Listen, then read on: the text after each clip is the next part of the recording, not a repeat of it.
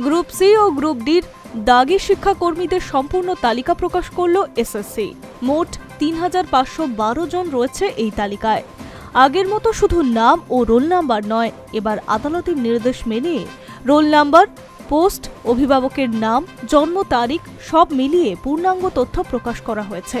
আগে দাগি শিক্ষাকর্মীদের তালিকা প্রকাশ করা হয়েছিল, কিন্তু হাইকোর্ট নির্দেশ দেয় দাগিদের পূর্ণাঙ্গ তালিকা তাদের সমস্ত বিবরণী তথ্য দিয়ে প্রকাশ করতে হবে। কলকাতা হাইকোর্টের বিচারপতি অমৃতা সিনহা নির্দেশ দিয়েছিলেন 2016-এ নিয়োগে যারা কমিশনের সুপারিশে চাকরি পেয়েছে, পরে দাগি হিসেবে চিহ্নিত হয়েছে, তাদের পুরো তালিকা প্রকাশ করতে হবে।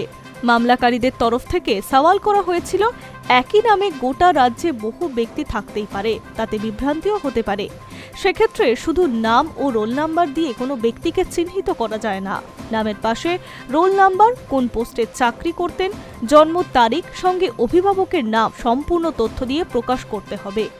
মামলাকারীদের আবেদনে মান্যতা দেয় হাইকোর্ট। সম্পূর্ণ তালিকা প্রকাশের নির্দেশ দেওয়া হয় কমিশনকে। আদালত আবারও পর্যবেক্ষণ ছিল ওএমআর শিটে অমিল, র্যাঙ্ক জাম্পিং, প্যানেল বহির্ভূত নিয়োগ সহ বহু দুর্নীতির অভিযোগও রয়েছে। ফলে কারা দাগি তা পূর্ণাঙ্গভাবে জানানো জরুরি। সেই নির্দেশ অনুযায়ী তালিকা প্রকাশ করল কলকাতা হাইকোর্ট। এর আগে শিক্ষক নিয়োগে দুর্নীতির অভিযোগেও পূর্ণাঙ্গ তালিকা প্রকাশ করেছিল কমিশন, আর এবার এই তালিকা প্রকাশ করল হাই নিউজ নেটওয়ার্ক।